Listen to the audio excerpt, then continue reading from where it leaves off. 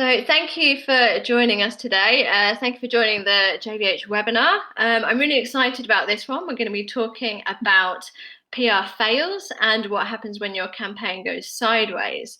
So I've got some lovely guests with me this morning. Well, it's kind of the afternoon now, but we've got Bethany from AGY47. We've got Nathan from Kaizen, and we've got our very own Rebecca from JBH too. So we're going to be talking about kind of what happens when campaigns go wrong, if they could be rescued, how we kind of respond, how we kind of communicate these issues with clients, and if we pivot or if we just move on to the next campaign, and also what makes campaigns sometimes go wrong. So what can affect their success. So we're going to be kind of discussing all these little things. I hope we're going to be sharing some examples with you of campaigns that didn't go so well. I know JBH has a few to share. And I'm hoping it's just going to be really insightful and also kind of help us kind of talk more within the industry about what can go wrong. Because we're very good at sharing the wins, but we're not as good as kind of talking about what goes wrong, how badly it can go wrong. And I feel like we need to kind of be more honest about this. And I think it will help kind of manage expectations of, what campaign success, should look like. And that not every campaign is going to be like a standout success. So they're the kind of topics we're going to be discussing. Before that, for anybody that doesn't know about JBH, JBH is a digital PR agency, and we specialize in creative link acquisition in order to build visibility for our clients in search. And the reason why we're doing these webinars is because there's so much that we can be talking about in our industry, and I really want to kind of help people share their expertise.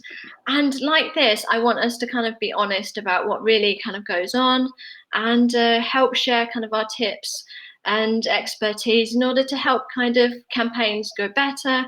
And like I said earlier, help manage expectations as well, because that's something that we all have to kind of work out. So whether you work for a brand, whether you work for an agency, there's always going to be somebody's expectations you're managing when it comes to these campaigns. So the more open we can be, the better. And I know Shannon McGurk has been talking about this a lot lately. So I kind of want to champion her and what she's been saying, but also kind of add to the conversation too. So what I'll do now is I'll just hand over to each of my guests to kind of tell everyone a bit more about themselves, and then we'll find out what can go wrong and take it from there. So Bethany, would you like to start off? Yes, thank you. So I'm Beth from AGY47. I head up the content and the digital PR team. We're quite a new agency. We're a sister of Silverbean. So we launched the new agency in September, and our PR team is a team of 6 people at the minute.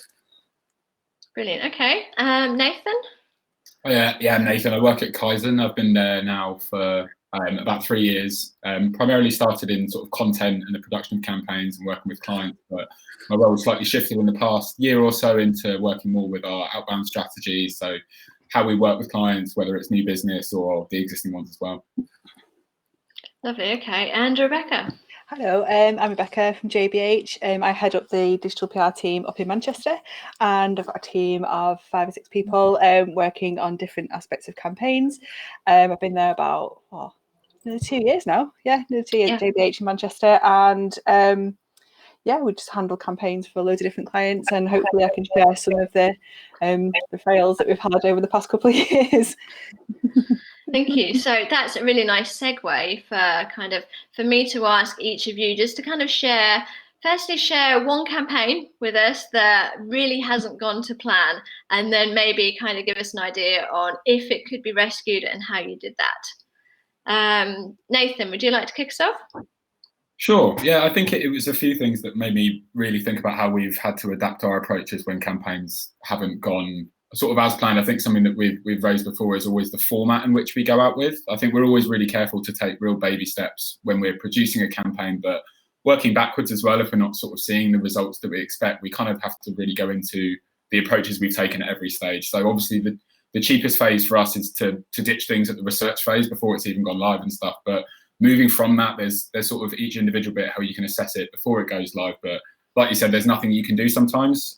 So last year, the team in the company worked on a campaign for Starling Bank, which looked at how much £100 basically gets you in different parts of the world. So a fairly straightforward approach to the press. I think the angle was really clear, but we threw at it quite a really strong interactive, a really useful tool that was very handy and stuff. But I think what became increasingly apparent in the first sort of few weeks of outreach is that it was slightly, maybe it wasn't easy to digest the full story at once. You could take in multiple angles, but we were letting the journalists do most of the work. And then everyone put their heads together, the team that were looking after it, and they devised sort of a mixed format of like static content and like a blog post. So really, really straightforward, almost going back to the basics. But it was really popular in the US market. It gave them something quite digestible and got syndicated all across the States. I think once those things start to tumble over there, then the hook's really obvious, and you're getting radio coverage and TV coverage that you don't necessarily need.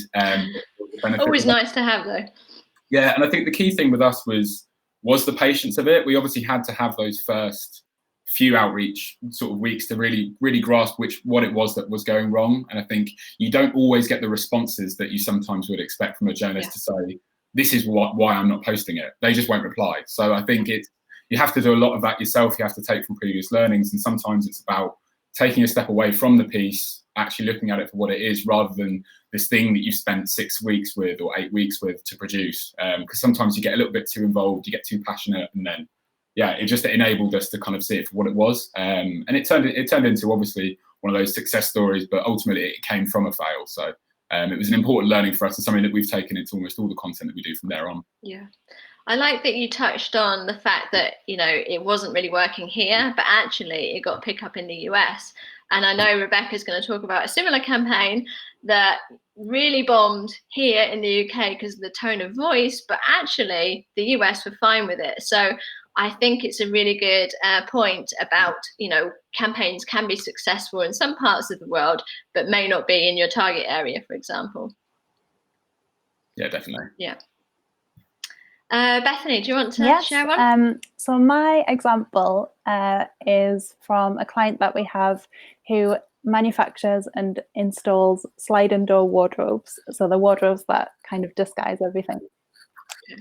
It's very specific. So we launched, it was one of our first campaigns that we did for them. So we commissioned a big piece of research data, like a survey, when surveys were quite all the rage. The idea behind this was that we would have all this data and we could maybe do a few different campaigns out of it in the future. The trouble was that the data didn't really give us much in terms of a good story. There was nothing we could even really roll in glitter to try and fudge a story, which was unfortunate. So we asked people about their attitudes to holding on to clothes, their buy-in patterns, whether they give stuff away to charity or just put it in the bin. And there was honestly nothing that really stood out. The story that we did come up with was that Brits are too nostalgic to actually get rid of anything.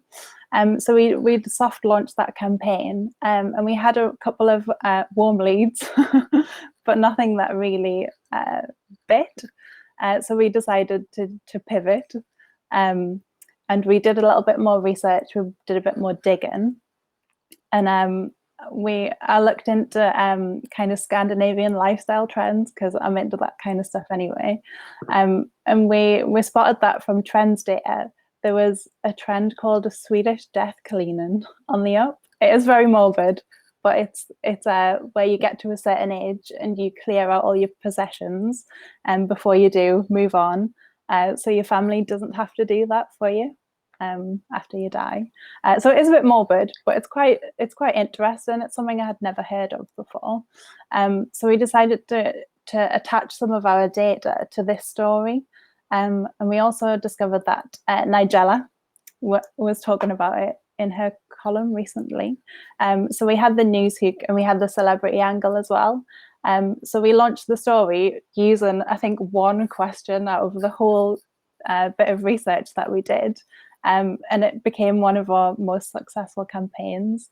So I think we did put too much pressure on the data originally, and there wasn't really a news hook with the first stage that we launched it. But with Nigella and with the controversial death cleaning angle, it did really, really well for us. So it was a big learning curve, but yeah.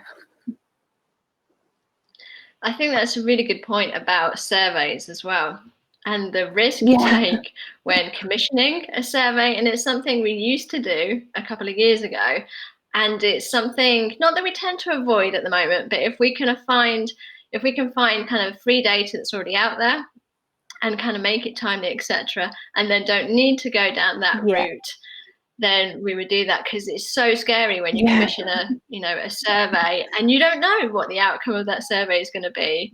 With the best intent and the will in the world, you don't quite know what the data is going to give you and what the angles should be. But I really like the fact that you're able to kind of find an angle within that and kind of turn it around. And like you say, if you can find a kind of quirky or morbid angle that will help you out, and celebrities to kind of go with that, then that's perfect. Definitely. So that's a nice example. And I think we'll talk about kind of formats and kind of content types later, but there's so many parts of campaign that can go wrong, and the little elements of it. So so there's loads to talk about. Rebecca, how about you? So I'm going to share a campaign that we did probably a year and a half ago now, for a client called Missy Empire. So they're a fast fashion brand based in Manchester, and we looked at 30 female entrepreneurs and ranked them based on how entrepreneurial they are, I guess. So this campaign, I loved it. I thought it was great, but made the fatal error of calling it top 30 girl boss entrepreneurs. So that was kind of our first fail, I guess, by not doing our research, by not checking ourselves, and by not kind of reading the room, I guess, and realizing that not everybody would like to be called a girl boss. Not everyone wants to be called a mumpreneur.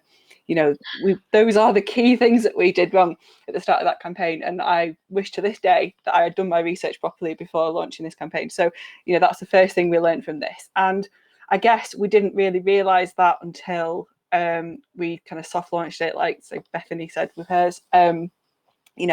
We got some emails back from some really credible journalists saying, guys, you really need to think about using the term girl boss. And I was like, well, I didn't realize it was so divisive. I didn't realize people, were so kind of upset by being called a girl boss, but it turns out they are. So what did we do? We kind of took the campaign and reworked it. So we took out any mention of the word girl boss.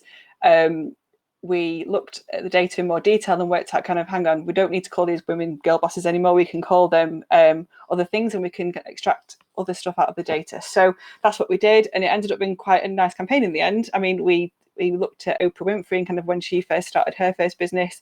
And that was the main hook that did well in the US, as Jane mentioned before.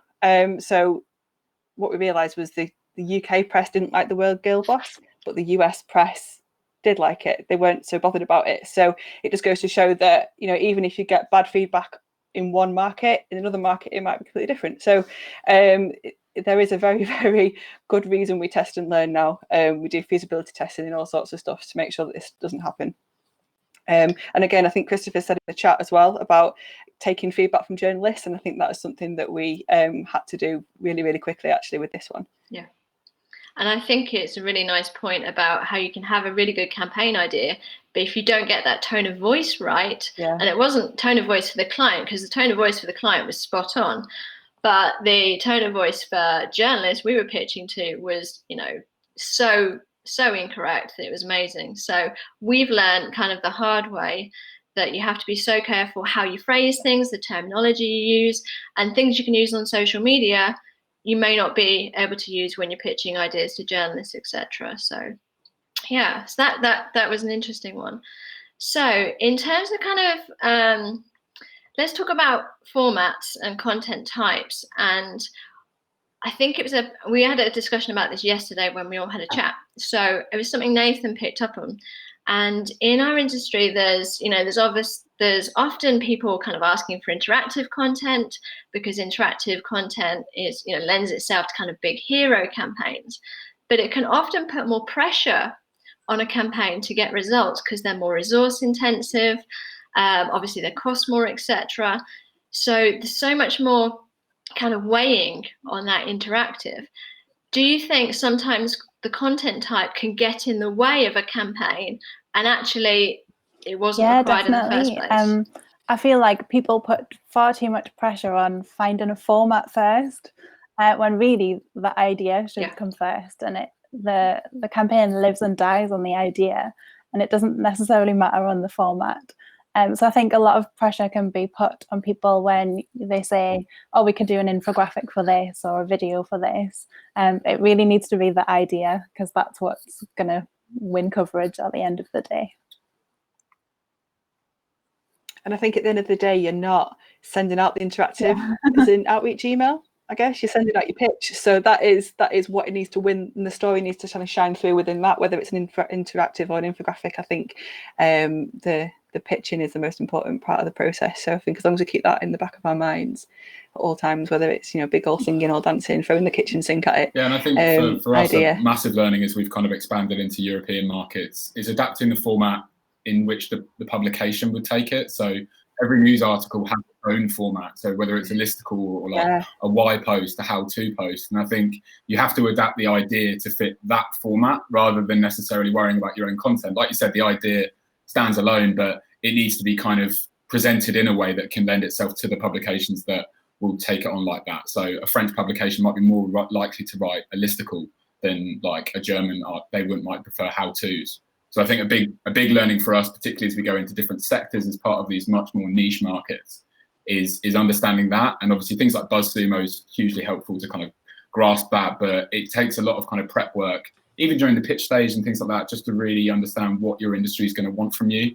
Like things like motoring, you're going to need real levels of expertise. It's not like a lifestyle publication. They need that expert data. And I think if you're taking that to foreign shores, then they're going to need something completely different as well. So you need to grasp that more than you ever would your own format, really. I think it's understanding the publications first. Yeah. So I think you probably need to kind of let go of having one content format and just be open to having to produce kind of many different kind of smaller pieces for, different markets and different publications too. So yeah, it's an interesting point.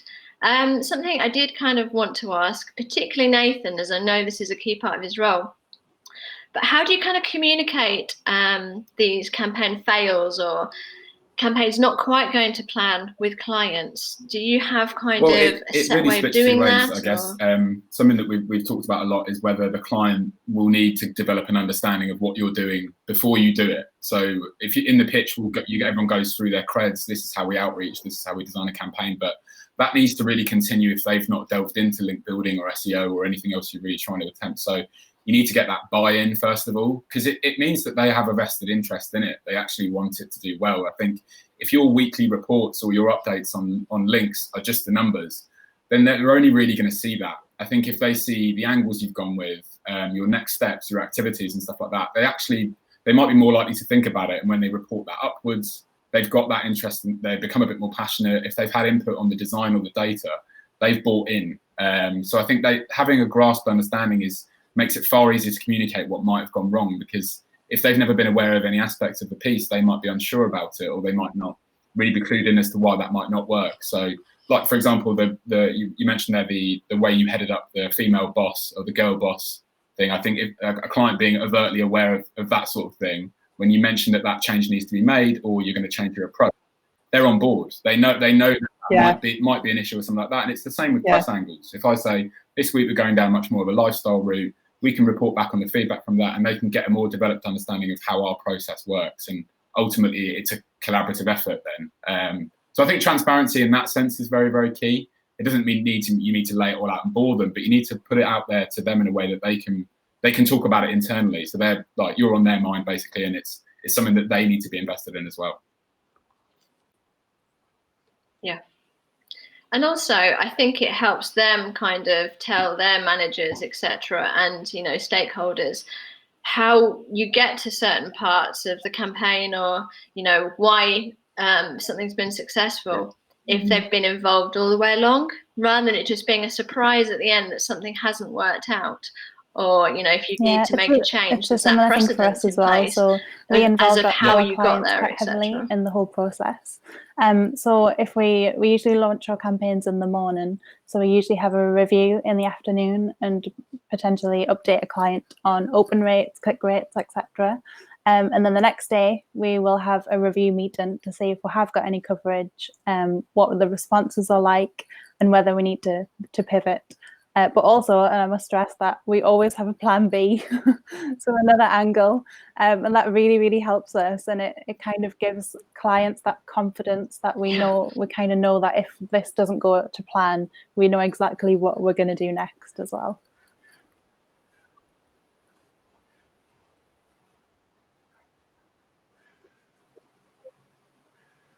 Yeah, I think having a plan B is something that I'm really hot on, and I know Rebecca is too. So it's something that I try and drum into everybody that, it's okay for things to go wrong, but we kind of need to know how we're going to pick it up, how we can, react quickly in a positive way, etc. So, I mean, I can let Rebecca kind of speak a bit more about kind of how that happens. Yeah, I think for us at JBH with the plan Bs, it's just a case of letting the client know as soon as you suspect there's an issue. So that might be kind of a week into a campaign, or even a little bit longer if you start seeing things go a little bit sideways at that point. So just constantly being in contact with the client and letting them know what's going on, because there's nothing worse than your client having to email you or ring you and say, what is going on with this, what is happening. So you need to instill that confidence with them, so that if you do need to do that at any point in the future, you've got their back, like what Nathan was saying before, you've got their buy-in immediately. You know that they're going to trust you. Whatever you say, they're going to kind of take as gospel and go ahead with. So you're doing yourself a favor really, but by kind of hiding behind your email, I don't think it's I think you do need to kind of be open and honest about it. Cards on the table, this is what we're going to do, let's try it and see if it works, because at the end of the day, nobody knows. You can only do your best judgment, and you can't beat yourself up about it either. I'm going to kind of put you all on the spot here with a question that we hadn't discussed yesterday. Let's see how it goes. So something that just came to mind was kind of, how do you respond when a client kind of says to you, sees some coverage that you haven't discussed with them yet, and then isn't, say the coverage is either on a site that they're not keen on, or the coverage has a negative kind of message or component to it. That's actually have you seen that, and how do you respond to that? Kind of negative coverage that a client sent to us. But I suppose I would just be very nice and understanding and say that we would have picked it up eventually.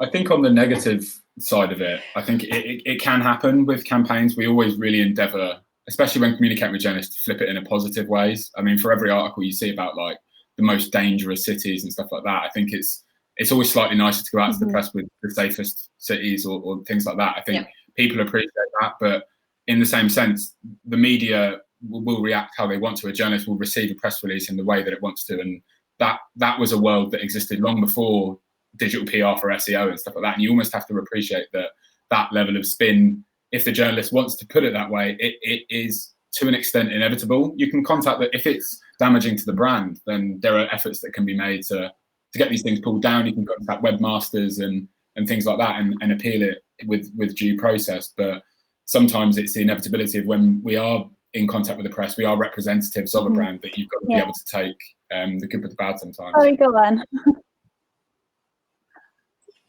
And I think interrupt somebody there.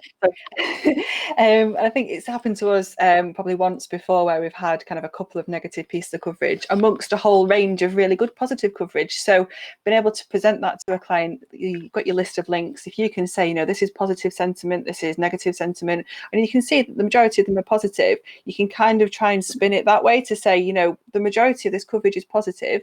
It's just a couple of kind of flies in the ointment here that haven't particularly warmed to what we've sent them, but we'll do everything in our power to make sure, kind of on an account management basis, to make sure that doesn't happen again. So you don't want to let one piece of coverage spoil all that hard work you've done just because one journalist. Ash is back. Sorry, I thought everyone was frozen then. Yeah. So that's a really good point, actually. You know, I mean, you have to kind of expect the occasional bit of negative coverage, like you say, amongst kind of a lot of positive. It's still PR at the end of the day, and we can't control kind of what journalists write with the best of intent, especially when you're dealing with data and you have to kind of show a data set, etc., where there's always somebody at the bottom. So there's always kind of a negative story that can be written. And I've seen a few campaigns, not ours, but I've seen some recently that, you know, have had that negative spin, and you can tell that wasn't the intent, but that's kind of what's happened. So when you do have a campaign that's going wrong, how do you kind of motivate a team? How do you kind of turn things around and kind of keep that morale? Yeah, I'm happy to go. I think for us, what's been quite good about Kaizen is that when I arrive, there's obviously a litany of people that have been there before you and they've done it before. So when you're junior or anything like that, you get that understanding of that things can go wrong. And for every good campaign you've got, there will have to be ones that do struggle. So I think the motivation has to come from the fact that individuals or groups have had successes within them before. And it's about maybe dissecting why that was and what they did right in order to get the things that did wrong. It sounds incredibly obvious to say, but I think the motivation just has to come out of the fact that we are patient, that we can make our clients patient by just being open with them. I think it's letting them understand that and stuff like that. Obviously, there's going to be those panic station moments where we've invested a lot in a certain type of campaign and things like that, but there always is something that can be done, and we've got those different expertise to lean back on. And sometimes, like we said yesterday when we were catching up on this, it can be a case of having a 10-15 minute chat with someone else just to get some new eyes on it, and they can sort of expose things that you wouldn't have thought of or they wouldn't have thought of and things like that. So for me, I think it's reminding that it's a team effort, first of all. So I often think that the person who's actually outreaching the campaign at the end has all that last minute responsibility all on their shoulders. So I like to remind people that it is actually a group effort, and it's not all on them. I also share kind of personal stories with the team of campaigns that I've worked on in the past that might have not gone well and how I've turned it around as well. So it's just about keeping in constant contact with whoever is outreaching this campaign, and letting them know that there is a plan B, plan B again, and there isn't we can turn it around, essentially. And I think if you are managing kind of younger members of the team or ones that perhaps haven't got quite as much experience, getting them involved in the review process. So say, for example, you need to sit down with a client and go through a campaign and say, look, this is why it's not working. This is what we're going to do about it. Getting people involved at that point, you know, exposes them to that kind of plan B process and the review process and kind of putting all that together. So I think it's a great kind of progression thing as well. For them, so it gives them that ownership over it as well, I think, rather than someone just taking it off them and fixing it.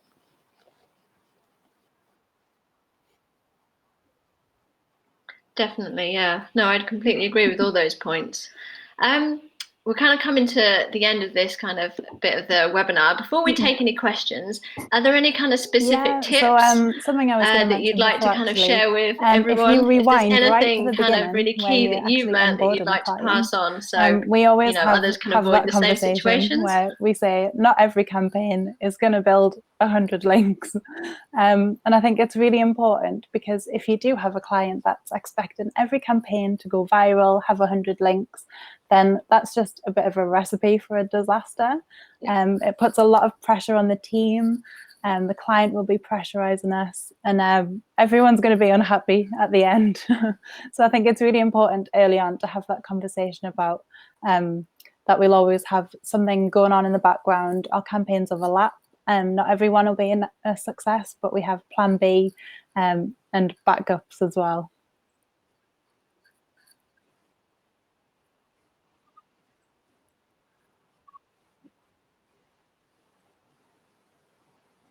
Yeah, I think for me and for our team, the things that we've kind of put in place over the years to kind of have like a process involved. I think the production side of it should be the most arduous part of a campaign.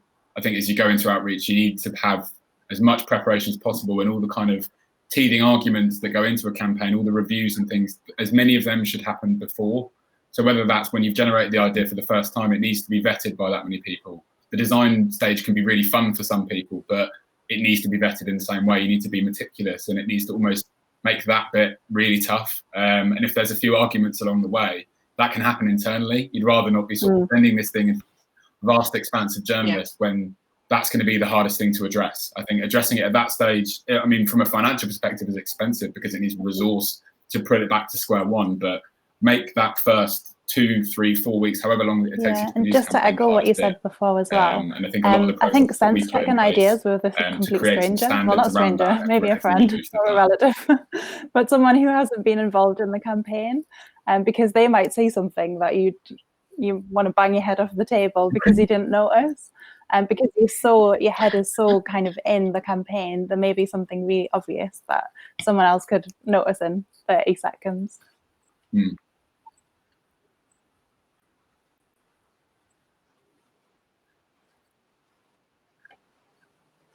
And I think as well, doing your research, and I don't just mean doing your campaign research, I mean looking at what topics people are talking about in the media, looking at what's been said on social media as well. I know everyone always says it, but actually really sit down and do it, because if you don't do it, you end up in a situation like I was in. So you don't want that.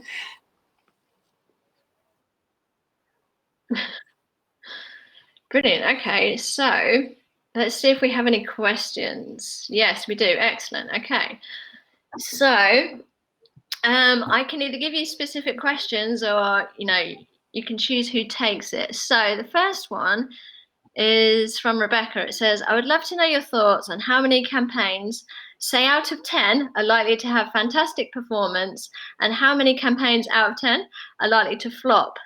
I know there isn't a magic number, but would be interested to know your opinion. So I guess maybe it depends what you class as success. Maybe what sometimes percentage we can have campaigns work, for what quite a percentage small don't client work. that build Is 5 it to kind 10 of links, a and they have third maybe fantastic that aren't as results, successful? organically for them. Whereas on a bigger client, that would not really make a dent. But I'd say success on our campaigns, I'd say 50% just lift off straight away. 50% we might have to do a bit of tweaking to them.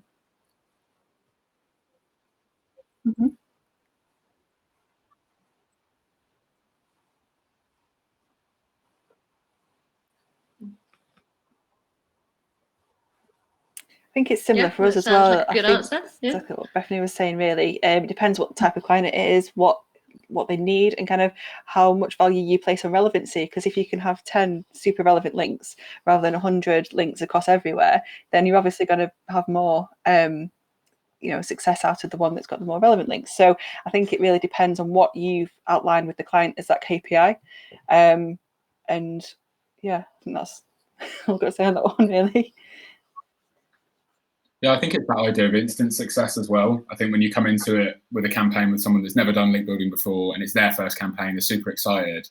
After week 1, they might be emailing or calling you really worried about why there's no links and stuff. And I can't honestly think of too many. I'd say it's probably 40% after week 1 might not have sparked anything. Maybe probably it's hard to know without like sort of hard facts, but I think they will always require a review. Even if they do outstandingly well, there needs to still be a pivot so you can keep the momentum going. If someone gets 10 links in week 1, it means it's capable of more. So it's that kind of always looking at things, always kind of reflecting on something. But I think I'm always going to be someone that needs to hit panic stations at some point, just to make sure that we're getting everything out of it. And I think it should be reflected in the amount of work that goes into it. Because sometimes you leave it and then you'll look at the campaign again in like a year's time, and you'll see that it got picked up way more, and you just left it behind. And it is evergreen or something like that, and it just continues to snowball. So it's just always keeping an eye on things and an eye on opportunities. Yeah, I mean, I think that's a good point. It can just be timing. So just because a campaign hasn't worked, when it first launched, doesn't mean it's not, right, later on, and maybe there's something timely happening that you can link it to, and it actually will get pick up then. So you don't always have to kind of give up on campaigns completely. They can just kind of be parked for later on. We've got a really good question here. So this is from Jessica. It says, how do you react to not hitting KPIs for a client, or when they expect you to get more links from one campaign than you might have actually got? So how do you handle that conversation? For us, we have that conversation very early on. I think all of our campaigns have like a minimum KPI, a guaranteed sort of thing in place, regardless of what happens. And I'm thankful to say that it's a rarity is that we will replace a campaign completely if it doesn't make the mark. And I think in the 3 years that I've been there, it's a real rare occasion, but there is that guarantee in place for the client. So that can put them at ease. I think it doesn't always, but it means that it can and stuff like that. And there is that safety net, but it's always very much a minimum for us based on analysis we've done of our own campaigns and other campaigns in the media that we'll always hit that. But it's knowing that you've kind of got that adaptive approach really to prolong it beyond that and address those concerns. Yeah, similar for us. We don't actually put KPIs on individual campaigns. We have done before. It's coming from a what place we do of is we have a lot of things and kind of know what's running being asked. alongside each other. So we do your more traditional bread and butter link building, as well as reactive PR, journal requests, and all the creative campaigns as well. So we don't really put a KPI on an exact campaign, really.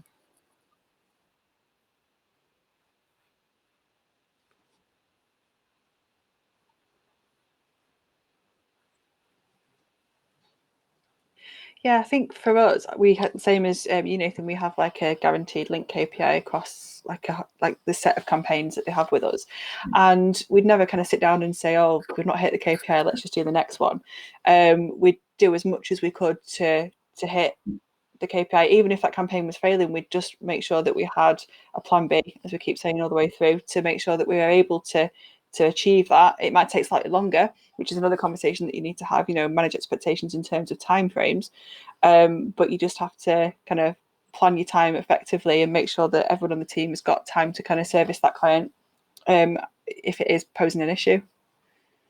Yeah, and I think just quickly as well, I think the most important thing for us really is, and I think it's conversations that luckily we've been starting to have with like people in-house, is that it's not really based on the numbers. I think the quality and the relevancy definitely. I think for everyone is an increasing thing. And I think if they've got their dream publications or they've got a sector they really want to land links in, then it's better to go off that, because you are providing that sort of value and it's tangible. And it's all very well us saying to a client, "Oh, we got you 100 links," but we need to be finding that tangible benefit somewhere. And it's establishing that conversation as early on as possible, getting an understanding of what they really want from that relationship. Because I think 9 times out of 10, well, you might attach a link KPI. That's not really what they're after, obviously. So it's about just understanding that as early as possible. Yeah, agreed. This is a good one. So this is from Autumn. How many times would you rework a campaign before you give up on it? As many times as needed. There's a reason you came up with the idea in the first place. So there is a story there somewhere. You wouldn't have gone ahead with it if it didn't have something there that you thought was interesting. It's just finding what that is, getting the timing right, and making sure it's pitched properly. So as many times as needed to make sure you find, it might be plan D by the end of it, by the time you finish. But I would mirror that comment. There will be many revisions. And I think in terms of giving up, I don't think I've ever given up on a campaign. It's just kind of became something different, let's just say.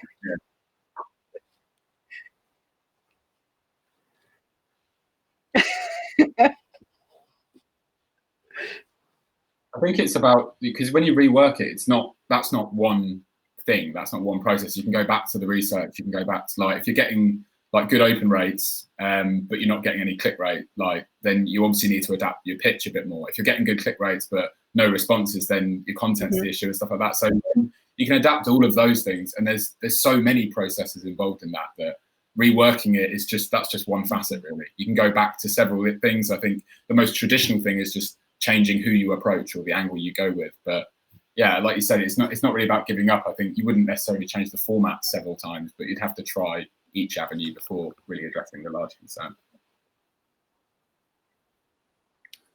Yeah, I think that's a really good point on kind of feedback as well. So I've got a question here from Clara. If you haven't managed to build a trusted relationship with a journalist, how would you recommend garnering feedback from them on a campaign that they haven't responded to? I think all you can really do is appeal to the kind of the human in someone. I think you can put it out there as much, but in the same way that when you reclaim a link, you just have to be as nice as possible and like kind of suck up, if that makes sense. And I think sometimes it's about doing that.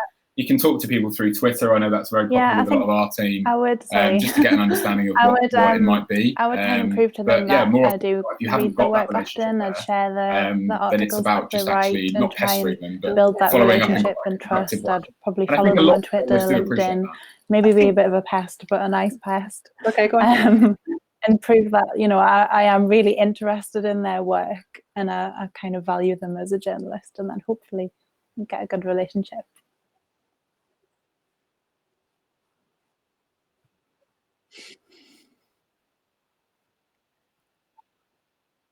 Mm-hmm.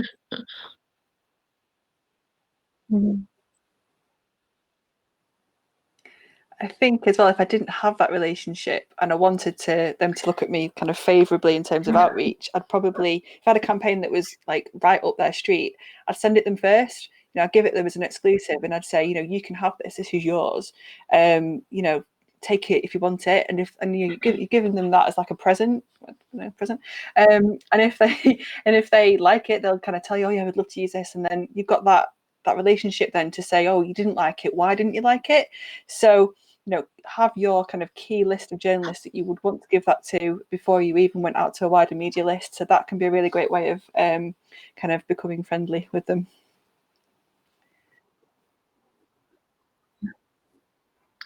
Okay, so I think, you know, final question, and I think if everybody can kind of give me an answer, this would be perfect. So what are the key 5 components to ensuring a successful campaign? And I know there's no kind of set formula, but everyone might have, you know, an idea on what, you know, so for me, the 5 could things make a would campaign be more story, successful so in the their human eyes. element.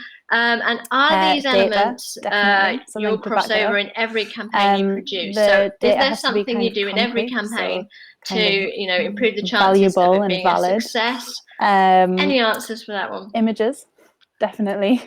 What am I on now for? And a quote from someone who will provide value to the story as well. Definitely.